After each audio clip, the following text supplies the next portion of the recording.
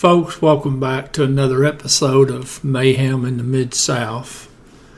Today, old enough to kill, too young to die.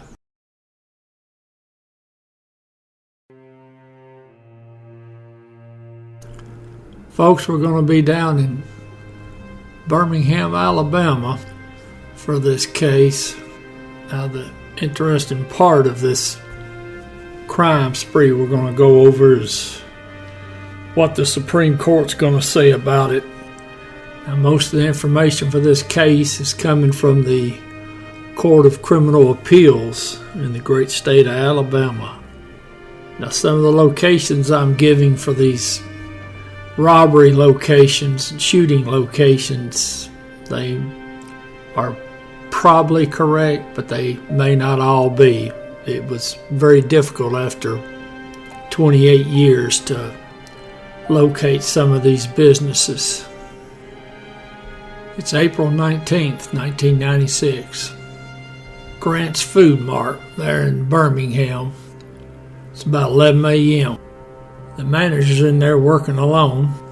Suspect comes in the store, asks him a question about food stamps, then he leaves. Manager says about 10 or 15 minutes later, there are no longer any customers in the store. The manager sees the suspect come back into the store, walks around the store, and then comes up to the counter. Suspect pulls out a pistol, tells the manager to give him all the money in the cash register. The manager complies. Customer comes into the store, and the suspect leaves with the money.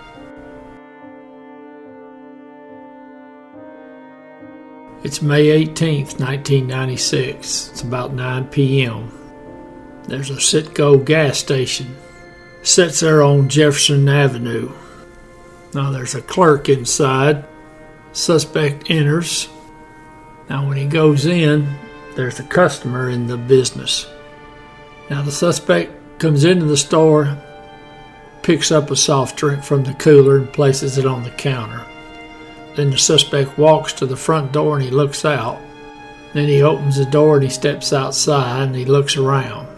Then the suspect came back into the store and he got in line behind the other customer. Now when that customer left, the suspect stepped up to the counter and he pointed at some merchandise on a display case behind the counter. So the clerk, he turns around to get the item. Turns back around, he puts the item on the counter. Now the suspect gives the clerk a $5 bill, and the clerk rings up the purchase. Now the clerk then gives the change back to the suspect. At that time, the suspect, he pulls out a pistol, points it at the clerk. Now the clerk, he tries to take off running, and the suspect shoots him once in the back. Then the suspect leaves the store. Now the clerk, he's able to stagger outside of the store, then collapses. Now he's taken to the hospital.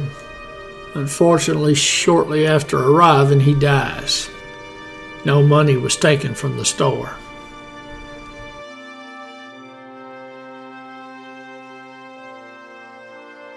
June 19th, 1996, about 10 p.m. Clerk at Crazy Bill's Fireworks there in the Birmingham area sees the two suspects come in the store. One of the suspects stood by the front door. The other one went to the back of the store. Then the suspect that had been at the front door, he comes up, pulls a pistol, makes the clerk lie down on the floor. Now the suspect, he tries to open the register and he can't do it.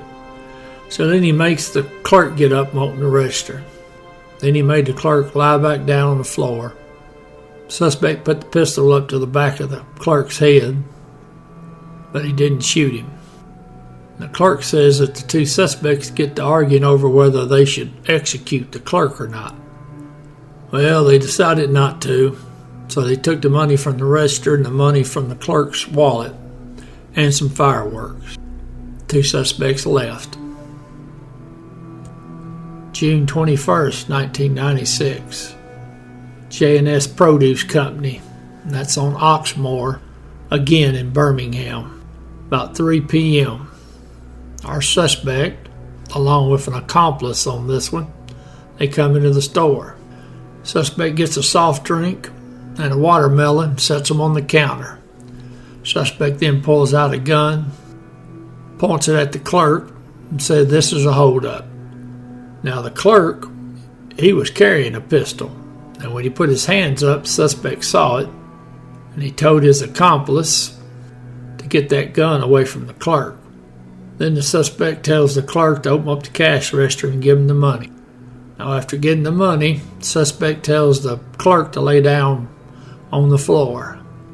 Suspect cranks off one round at the clerk, shooting at his leg, and misses. So the two suspects, they leave the store. Now the clerk, he gets up and he notices that the suspects left one of their pistols behind. And the pistol they left behind was the gun that the suspects brought into the store, not the gun they took from him. Now it happens to be a .44 caliber revolver, and they find out through ballistics that this was the pistol used to kill the clerk 1 month earlier at the Citgo. It's June 26, 1996. Employees working at the ABC store. That's the Alabama Beverage Control Board. That little store they got there in Clanton, which is outside of Birmingham, southwest. Now it's about 2:30 in the evening. Clerk sees the two suspects come in the store. They asked her if they could use the restroom. Now the clerk, she tells them that the restrooms are not for the public. Suspect pulls out his pistol, puts it to her head, tells her he wants the money from the store safe and the cash register. So the clerk gives the suspect the money from the cash register, and then they follow her back to the safe, which is in the rear of the store. Then they get the money from the safe. Suspects put her in the bathroom and close the door. Now the clerk, she says she can hear the suspect out there messing with the pistol that he's got. Then the suspect opens the bathroom door back up and tells her to lie face down on the floor. And the two suspects, they leave the store. It's June 29th, 1996. Clerk, she's working at the City Limit Package Store, and that's also down there in the town of Clanton. It's about 2:45 in the evening. Suspect comes in, asks the clerk if they sell any soft drinks. Now the clerk said that she had seen this suspect in the store the previous week. Suspect gets a soft drink and some chips, comes to the counter, sets them down, then pulls out a pistol, puts it to the clerk's head. Suspect demands money, and the clerk gives him the money from the cash register. Also gives him some money from a bank bag and a filing cabinet. Suspect then orders the clerk to lie face down on the floor. Now the clerk, she was told to lie on the floor. She's evidently an older person, and it was a little difficult for her to get down on the floor. Well, she didn't get down quick enough to suit the suspect. So the suspect says, "Are you stupid?" And then he shoots the clerk in the back and leaves the store. June 30th, 1996. So our suspect is keeping a busy schedule. It's about 2:30 in the evening at Kurt's Package Store, and that's in Birmingham. Clerk says she sees the two suspects come in. They bought some juice. She said she sees the two men, they pay for their item, and they leave, but they're hanging around outside the store. Then the two suspects came back in the store, and one of them pulled out the pistol. Same one that's been carrying the pistol.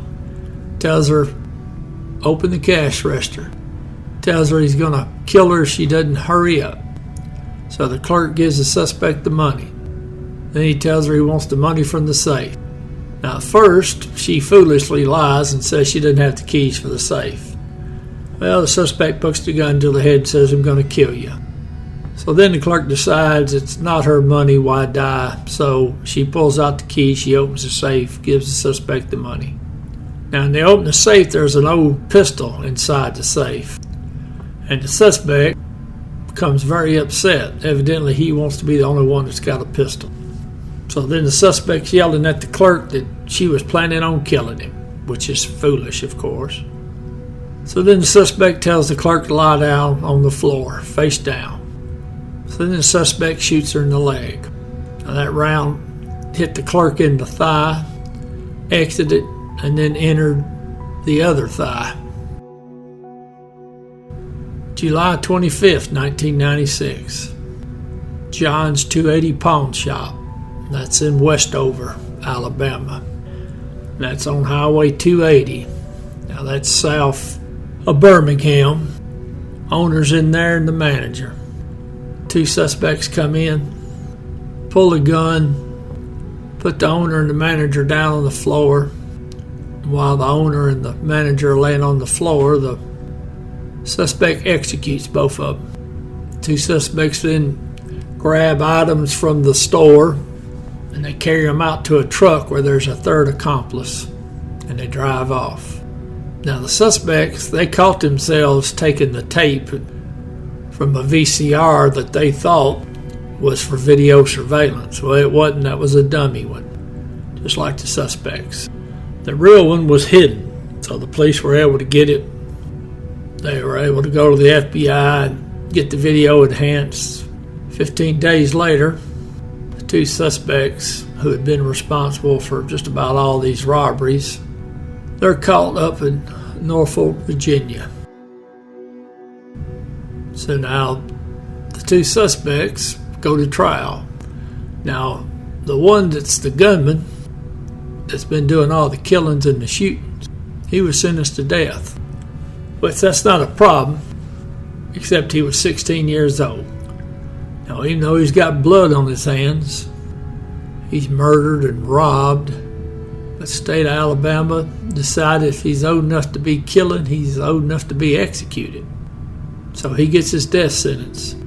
Now, in 2005, the Supreme Court decided that a juvenile offender couldn't be sentenced to death, which left only one other sentence, and that would be life without the possibility of parole. So then the great state of Alabama says, okay, we're taking you off death row, but we're giving you a mandatory sentence of life without parole.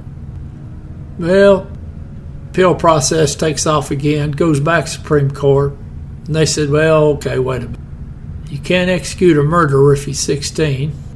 And oh, by the way, if they're under 18, you can't give them a sentence of life, no parole.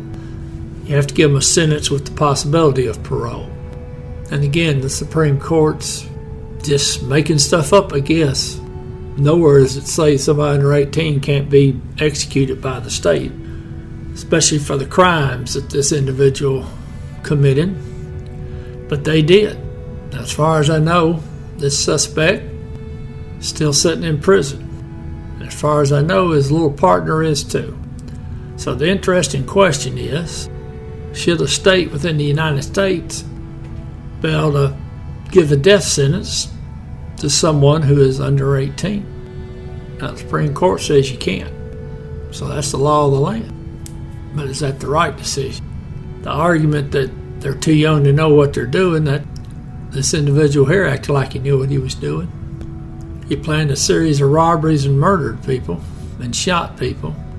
I'm going to include some information from Supreme Court cases dealing with the death penalty and juvenile offenders, if you're interested. Now, according to the information I've got in resource material, the suspect was responsible for the murder of 4 people, and he wounded 3 others, all in a span of a few months. So does the fact he's 16, does that mean he's safe? He can kill everybody he wants up until he hits 18? Interested.